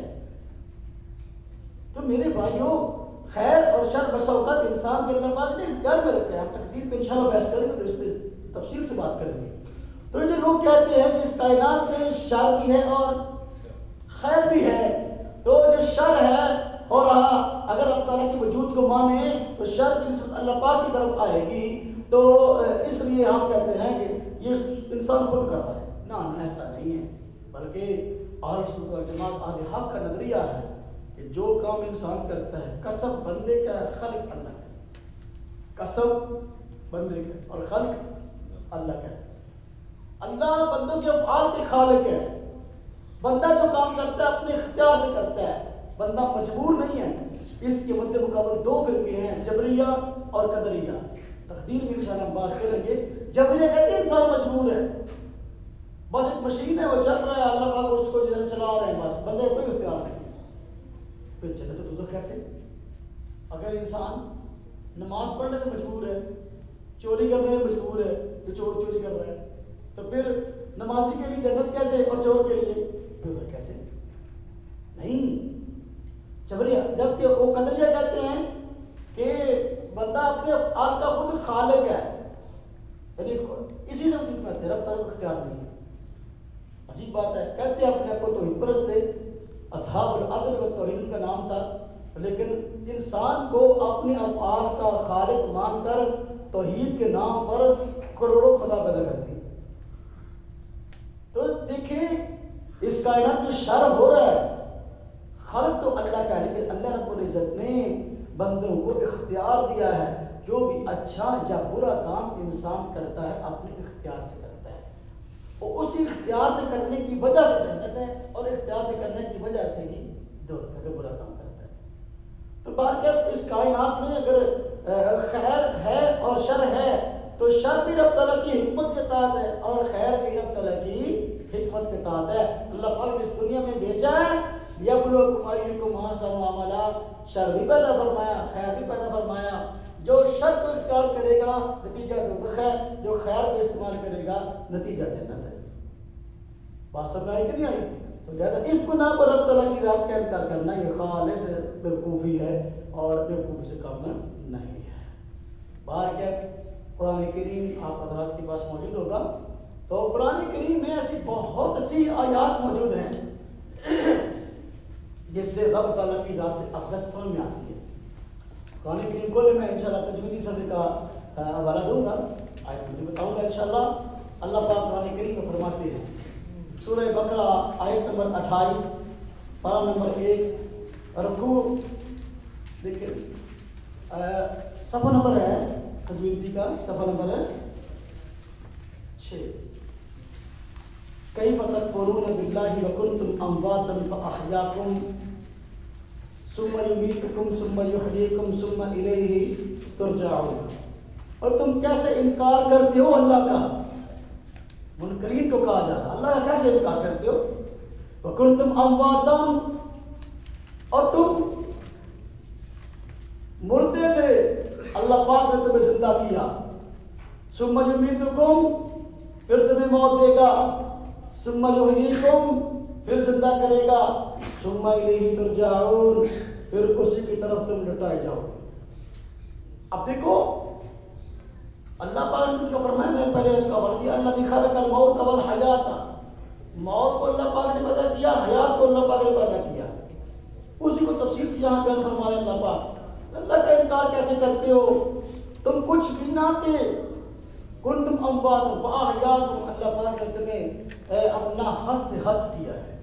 ثم یمیتکم، اللہ پھر تمہیں موت دیتا ہے، ایک وقت تک دنیا میں رہتے ہو پھر موت آتی ہے.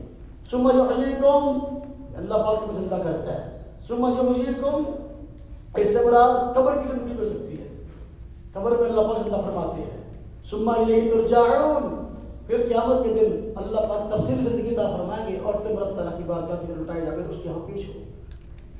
رب تعالیٰ کی ذات اقدس پر وجود پر دلیل ہے. اسی طرح سورہ بقرہ کی آیت نمبر 29 دیکھیں ذرا، یہی صفحہ. هو الذی خلق لکم ما فی الارض جمیعا، اللہ رب العزت ہی وہ ذات ہے جنہوں نے پیدا کیا تمہارے لیے ان تمام چیزوں کو جو زمین میں موجود ہیں. ثم استوى الی السماء، پھر متوجہ ہوئے آسمان کی طرف. فسواہن سبع سماوات، اور رب تعالیٰ نے بہترین برابر طریقے سے بنائے 7 آسمان. وَهُوَ بِكُلِّ شَيْءٍ عَلِيمٌ، اور وہ ہر چیز کو جانتا ہے. ان 7 آسمانوں کو، زمینوں کو، ساری کائنات کو اللہ پاک نے پیدا کیا، اور پیدا فرمانے کے بعد آسمان و زمین میں جو کچھ ہو رہا ہے رب تعالیٰ اس سے ناواقف نہیں ہے. خالق بھی اللہ ہے اور اس میں جو کچھ ہو رہا ہے رب تعالیٰ اس سے واقف بھی ہے. لیکن رب تعالیٰ کی ذات کس کا وجود میں آتا ہے کہ ایسا نہیں ہو رہا، 7 آسمان موجود نہیں ہیں. منکرین خدا 7 آسمانوں کا انکار کر کے دکھائیں، زمین کے وجود کا انکار کر کے دکھائیں، زندگی اور موت کا انکار کر کے دکھائیں. نہیں کر سکتے. اللہ پاک رحمہ فرماتے ہیں سورہ انعام آیت نمبر 2 پارہ 7 رکوع نمبر 1 اور صفحہ نمبر 116، صفحہ نمبر 100. اللہ پاک فرماتے ہیں هو الذی خلق لکم من طین ثم قضى اجلا، اللہ پاک ہی وہ ذات ہے جس نے پیدا کیا تم کو مٹی سے. آج کی سائنس کہتی ہے واقعی انسان کی بنیادی جرثوم میں جرثومہ مٹی ہے جس سے انسان وجود میں آیا ہے. ثم قضا اجلا، یعنی میں بدل سے بدل کیا. ثم قضا اجلا، پھر اللہ رب العزت نے ایک مدت کا فیصلہ کیا، مقرر کیا. وَأَجَلٌ مُّسَمًّى عِندَهُ، اللہ پاک کے ہاں ایک وقت مقرر ہے، متعین ہے. کسی انسان نے دنیا میں کتنی دیر رہنا ہے. ثُمَّ أَنتُمْ تَمْتَرُونَ، پھر تم یوں شک میں پڑے ہوئے ہو. شک کی گنجائش کوئی نہیں ہے. رب تعالیٰ کی ذات اقدس نے سب کچھ کیا ہے اور رب تعالیٰ کی ذات اقدس کا وجود اپنی جگہ برقرار ہے. فرمایا سورہ انعام آیت نمبر 73، پارہ نمبر 7، رکوع نمبر 9، صفحہ نمبر 124، صفحہ نمبر 124. وَهُوَ الَّذِي خَلَقَ السَّمَاوَاتِ وَالْأَرْضَ بِالْحَقِّ، اللہ ہی وہ ذات ہے جس نے پیدا کیا آسمانوں کو اور زمین کو ٹھیک ٹھیک. وَيَوْمَ يَقُولُ كُن فَيَكُونُ، اور جب وہ فرماتے ہیں پیدا ہو جا تو چیز پیدا ہو جاتی ہے. رب تعالیٰ کی شان ہے. قولہ الحق، اللہ پاک کی بات سچی ہے. اب یہ کیا ہے؟ اللہ پاک کی بات سچی ہے یعنی کوئی آدمی قرآن کریم میں بیان کرتا باتوں کا آپ نے تجربے کی روشنی میں، اپنے ناقص علم کی روشنی میں انکار نہیں کر سکتا اور قرآن کریم کے دعوے کو چیلنج نہیں کر سکتا. بلا الملک، اسی کی ہے بادشاہت یا اسی کی ہوگی بادشاہت. یوم ینفخ فی الصور، جس دن کی پھونکا جائے گا سور میں. عالم الغیب والشہادۃ، جاننے والا ہے غیب کو بھی والشہادۃ، ظاہر چیزوں کو. وَهُوَ الْحَكِيمُ الْخَبِيرُ، اور اللہ پاک کی ذات حکمت والی ہے، خبر رکھنے والی ہے. اب دیکھیں فنائے عالم کی طرف اللہ پاک نے اشارہ کیا. رب تعالیٰ کی ذات اقدس نے ساری کائنات بنائی ہے. ایک وقت آئے گا ساری کی ساری کائنات کو رب تعالیٰ تباہ کر دے. ہر چیز کل شیء ہالک الا وجہہ، سوائے اللہ پاک کی ذات کے ہر چیز ہلاک ہونے والی ہے، تباہ ہونے والی ہے. جب اللہ پاک حضرت اسرافیل کو حکم دے کر سور پھونکیں گے تو اس وقت کیا ہوگا؟ ساری کی ساری کائنات تباہ ہو گئی. اور آج کی سائنس یہ بات کہتی ہے، انکار نہیں کرے گا. دن بدن وقت گزرنے کے ساتھ ساتھ یہ کائنات کے نظام تباہی کی طرف جا رہا ہے. ایک وقت آئے گا کہ ساری کی ساری کائنات تباہ ہو جائے گی. سائنس اس کا انکار نہیں کرتی. جب یہ بات پر حق ہے، سمجھدار اور کارمند سائنس انکار نہیں کر رہے تو رب تعالیٰ کی ذات اقدس موجود ہوئی کہ نہیں ثابت ہے. فرمایا وَهُوَ الَّذِي جَعَلَ لَكُمُ النُّجُومَ لِتَهْتَدُوا بِهَا فِي ظُلُمَاتِ الْبَرِّ وَالْبَحْرِ، اللہ ہی وہ ذات ہے جس نے بنایا تمہارے لیے ستاروں کو تاکہ تم ان کے ذریعے رہنمائی پاؤ. فِي ظُلُمَاتِ الْبَرِّ وَالْبَحْرِ، خشکی اور تری یعنی زمین اور سمندر، اس کے اندھیروں میں. قَدْ فَصَّلْنَا الْآيَاتِ، تفصیل سے بیان کیے ہم نے نشانیاں. لِقَوْمٍ يَعْلَمُونَ، علم والے لوگوں کے لیے. سائنس کا علم بڑا ناقص، دہائیے کا علم بڑا ناقص. اب دیکھیں ستاروں کو آسمان پہ ہم نے پیدا کیا. فرمایا تم لوگ ہو.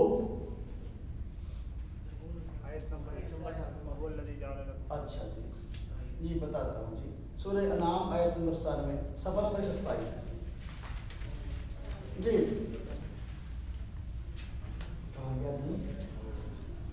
ستاروں کو ہم نے پیدا کیا، صفحہ نمبر 127. ستاروں کو ہم نے پیدا کیا. خاموش اختیار کرو، میں خاموش اختیار کروں. ستاروں کو ہم نے پیدا کیا اور ستاروں کے ذریعے تم رہنمائی پاتے ہو. آج تو سفر کے طے کرنے میں بڑی سہولیات ہوگی نا. ہم سفر کرتے ہیں تو سفر کرتے ہوئے جگہ جگہ پر برجیاں لگی ہوتی ہیں. موٹر وے پہ سفر کر رہے ہیں، جگہ بورڈ سائن بورڈ آتے ہیں، فلاں جگہ اتنی دور رہ گئی، اتنے کلومیٹر رہ گئی، فلاں فلاں. رہنمائی کا ذریعہ ہے نا جی. روح کا تعین ہوتا ہے روڈوں کے ذریعے سے، راستوں کے ذریعے سے. پہلے زمانے میں اس طرح کی بڑے بڑے روڈ بنے ہوئے نہیں تھے، لوگ سفر کرتے تھے. لیکن مختلف ستاروں کو دیکھ کر اپنی منزل اور رخ کو متعین کرتے. فلاں ستارہ فلاں رخ کی طرف ہے، لہذا یہ فلاں جگہ کی طرف جاتا ہے. جس نے فلاں علاقے میں جانا ہے تو فلاں ستارے سے رہنمائی ہے. تو خشکی میں بھی یعنی اگر جنگلوں میں سفر کرتے ہیں تو ستاروں سے رہنمائی لیتے تھے, اگر سمندروں میں سفر کرتے تب بھی ستاروں سے رہنمائی لیتے تھے. تو کیا یہ مشاہدہ نہیں ہے؟ یعنی انوکھا کام نہیں, انوکھا کام ہے. ایسا کام کا اللہ پاک نے ایسی بات ارشاد فرمائی ہے کہ جو کہ دنیا میں ہوئی نہیں. آج بھی سیانے بندے جو ہے نا, آج بھی ترقی کے دور کے اندر بھی ستاروں کے ذریعے سے بہت ساری چیزیں معلوم کرتے ہیں. میرے والد صاحب تھے, اللہ ان کو جو ہے وہ فردوس میں جگہ عطا فرمائے. اکثر رات کو جو ہے نا, کبھی رات کو جاگتے تو ان کو ستاروں کی کہہ لو کہ جس طرح کی سلسلہ ہوتا ہے کہ فلاں ستارہ فلاں جگہ پہ آ جائے تو رات کا یہ پہل لیتا ہے. بس اگر ستارے دیکھ کر جو ہے ٹائم بتا دے کر 2:30 بج گئے 3 بج گئے تقریباً. تو دیکھو یہ رب تعالیٰ کا نظام ہے اور یہ رب تعالیٰ کی حکمت کا معاملہ ہے. رب تعالیٰ کی وجود کا انکار کیسے کیا جا سکتا ہے؟ اللہ پاک فرماتے ہیں قرآن کریم میں, وقت بہت کم ہے اور جو چھٹی بھی ہونے والی ہے, تو میں نے ذاتی باری طرح پر 101 آیت اکٹھی کی ہے. تو اگر ہم اس کو سمجھیں گے تو میرے خیال میں سارا کورس اسی پہ لگ جائے گا. تو کچھ آیات ہم پڑھ لیتے ہیں کتنی ہو, باقی موضوع سمجھ میں آ گیا نا, موضوع سمجھ میں آ گیا. انشاءاللہ اگلے جو ہے وقفے کے بعد ہم نیا موضوع شروع کریں گے انشاءاللہ. کچھ آیات پڑھ لیں گے یہ اس موضوع. دیکھیں ذرا, اللہ پاک قرآن کریم میں فرماتے ہیں کہ وَهُوَ الَّذِي, صفحہ ہے سورہ اعراف, سورہ اعراف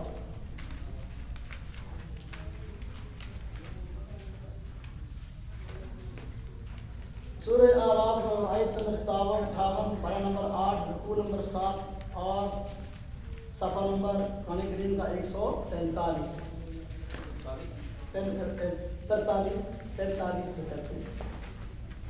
دیکھیں اللہ پاک فرماتے ہیں وَهُوَ الَّذِي جَعَلَكُمْ خَلَائِفَ الْأَرْضِ وَرَفَعَ بَعْضَكُمْ فَوْقَ بَعْضٍ.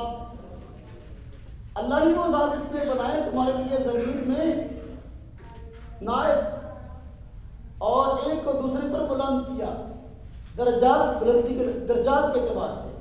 لِيَبْلُوَكُمْ فِي مَا آتَاكُمْ, تاکہ اللہ پاک آزمائے ان نعمتوں میں جو اللہ نے تم کو عطا کی. ان ربک سریع العقاب, اللہ پاک بہت جلد جو ہے وہ انجام تک پہنچانے والے ہیں بندوں. وَإِنَّهُ لَغَفُورٌ رَحِيمٌ, اللہ پاک بخشنے والے رحم کرنے والے. اس دنیا میں اللہ رب العزت نے مختلف لوگوں پر کئی طرح سے فضیلت اور امتیازات دیے ہیں. بعض لوگ اپنے امتیازات اور خصوصیات کو صحیح کاموں میں استعمال کرتے ہیں, بعض لوگ غلط کاموں میں استعمال کر لیتے ہیں. اللہ فرماتے ہیں کہ ہر ایک کو اس کے کیے کا بدلہ ملنے والا ہے. کوئی آدمی اگر اس سے اونچ نیچ ہو گئی ہے معافی مانگ لے گا تو اللہ پاک اس کو بخشنے والے ہیں. سورہ اعراف, سورہ انعام آیت نمبر 165, پارہ نمبر 8, رکوع نمبر 2, صفحہ نمبر 136, صفحہ نمبر 136. او میں انگلش چلا گیا. آگے دیکھیں سورہ اعراف آیت نمبر 57, 58, پارہ نمبر 8, رکوع نمبر 7, صفحہ نمبر 143. وَهُوَ الَّذِي يُرْسِلُ الرِّيَاحَ بُشْرًا بَيْنَ يَدَيْ رَحْمَتِهِ. دیکھیں یہ کیا زبردست انداز رب تعالیٰ کیا ہے اس کا.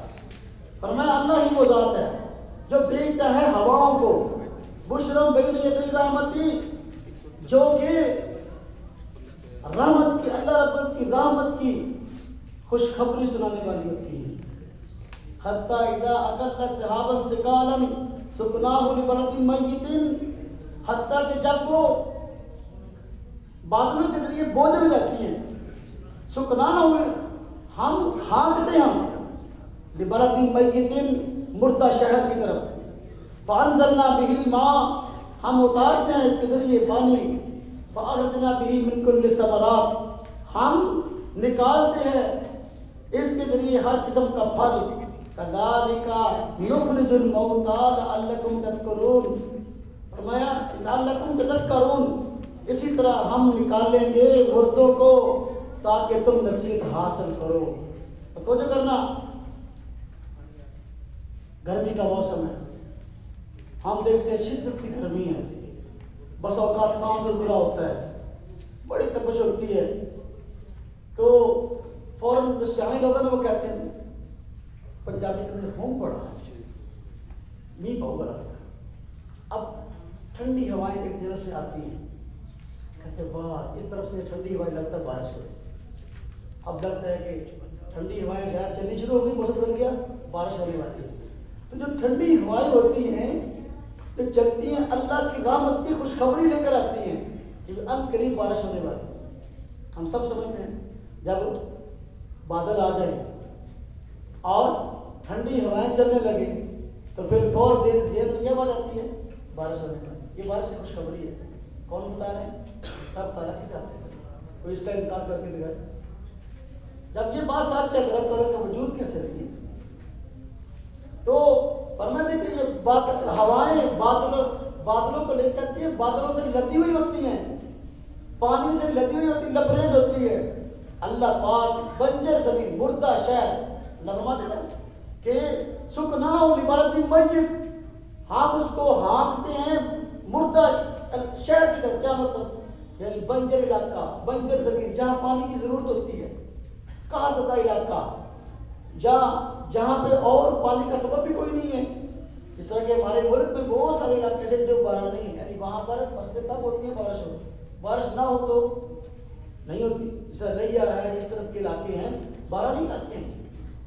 تو اللہ پاک اس علاقے کی طرف ہواؤں کو ہاں کر لے جاتے ہیں، بارش ہوتی ہے. وانزلنا به الماء، فرماتے ہیں ہم بطور سبب کے اس چیز کو بارش میں استعمال کرتے ہیں. بادل آتے ہیں تو بارشیں برستی ہیں. تو پھر جب وہ بنجر علاقہ ہوتا ہے، بارش برستی ہے تو اللہ پاک پھر اس بارش کے نتیجے میں طرح طرح کے پھل اور میوے اس علاقے سے نکالتے ہیں. فرمایا اس طرح وہ مردہ علاقہ، بنجر زمین پانی کے ذریعے سے زندہ ہو گئی اور ہر طرح کا پھل اس کو نکل آیا. فرمایا اسی طریقے سے آپ لوگوں تم مرنے کے بعد زمین میں جاتے ہو، منہا خلقناکم وفیہا نعیدکم ومنہا نخرجکم تارۃ اخری. تم زمین میں جاتے ہو، ایک وقت ایسا آئے گا اللہ پاک تمہیں اسی زمین سے نکالے گا، مردوں کو اللہ پاک نکالے گا. شاید کہ تم لوگ ان باتوں کو سن کر نصیحت حاصل کرو گے. تو جو رب تعالیٰ کی ذات اس پر ایمان رکھتے ہیں تو ان چیزوں کا انکار نہیں کرتے. اللہ پاک نے فرمایا انسانیت کی ابتدا کے بارے میں سورہ اعراف آیت نمبر 179، پارہ نمبر 9، رکوع نمبر 24، صفحہ نمبر 158. اللہ فرماتے ہیں هو الذی خلق من نفس واحدہ وجعل منها زوجها لیسکن الیہا. اللہ پاک وہ ذات ہیں جس نے پیدا کیا تم کو ایک ہی جان سے اور پیدا کیا ان سے ان کی بیوی کو تاکہ ان سے سکون حاصل کرے. آپ کی دیکھیں اللہ پاک نے انسان کی ابتدا بتائی ہے. دوسرا فرمایا یا ایھا الناس اتقوا ربکم الذی خلقکم من نفس واحدہ وخلق منها زوجها وبث منهما رجالا کثیرا ونساء. اللہ پاک نے سب سے پہلے آدم کو پیدا کیا، پھر ان سے ان کی بیوی حوا کو پیدا کیا، پھر ان کے ذریعے سے دنیا کے اندر پوری کی پوری انسانیت کو پھیلا دیا. یہ انسانیت کی ابتدا ہے. اب سائنس اس کا انکار کر کے دکھائے. آج جو سمجھدار سائنس ہیں، سائنسدان ہیں، بلکہ کئی ایسے سائنس ہیں جنہوں نے بعد میں اسلام کی حقانی قرآن کی کتابیں لکھی ہیں، ان آیات کو انہوں نے پیش کیا اور کہا اس کے ذریعے سے ہمیں صحیح دین سمجھ میں آیا ہے. رب تعالیٰ کی ذات اقدس میں جو ہم تحقیقات کر رہے وقت گزرنے کے ساتھ ساتھ اسلام کا سچا ہونا سمجھ میں آ رہا ہے اور رب تعالیٰ کی ذات اقدس سمجھ میں آ رہی ہے. اللہ پاک فرماتے ہیں سورہ یونس آیت نمبر 5، 6، پارہ نمبر 11، رکوع نمبر 1، صفحہ نمبر 188، 89. ان فی اختلاف اللیل والنہار، بے شک رات اور دن کے مختلف ہونے میں، وما خلق اللہ فی السماوات والارض، اور اس کائنات میں جو اللہ پاک نے پیدا کیا آسمان و زمین میں، آیات نشانیاں ہیں لقوم یتفکرون، غور و فکر کرنے والے لوگوں کے لیے. جب انسان ان تمام چیزوں میں غور کرتا ہے، رات ایک ڈسپلن کے تحت آ رہی ہے، رات ایک ڈسپلن کے تحت جا رہی ہے، تو رات اور دن کا آنے کے نظام کے تحت اور جانا یہ رب تعالیٰ کے وجود کی دلیل ہے. اللہ پاک نے فرماتے ہیں غور و فکر کرنے والے لوگوں کے لیے اس میں نشانیاں ہیں. تو رب تعالیٰ کی ذات اقدس واقعی جو ہے وہ سمجھ میں آتی ہے اگر آپ اللہ پاک کے جو ہے وہ وجود کو سمجھنا چاہتے ہیں۔ قرآن کریم کے اندر رب تعالیٰ نے اپنے وجود کی نشانیاں بیان کی، اپنی قدرت کی نشانیاں بیان کی ہیں، جس سے رب تعالیٰ کی ذات کے سمجھ میں آتی ہے۔ اللہ پاک ہم سب کو ذات باری تعالیٰ پر صحیح معنوں میں ایمان نصیب فرمائے اور رب تعالیٰ کے حکم پر عمل کرنے کی توفیق عطا فرمائے۔ وآخر دعوانا الحمدللہ۔